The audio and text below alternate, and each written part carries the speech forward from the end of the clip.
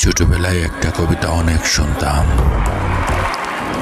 লেখাপড়া করে যে গাড়ি ঘুরে চড়ে সে, কিন্তু বর্তমানের সময়ে এসে তা শুধুই বিভীষিকাময় এক প্রহসন মাত্র। বর্তমান সময়ে যার কাছে পয়সা রয়েছে,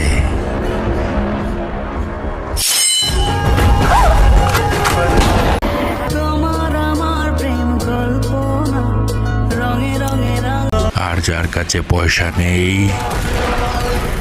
তাকে বন্দুকের নলের সামনে আনতেও 1 সেকেন্ড সময় লাগে না।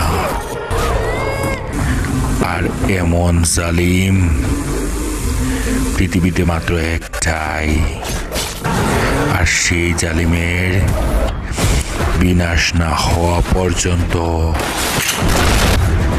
আমি শান্ত হব না।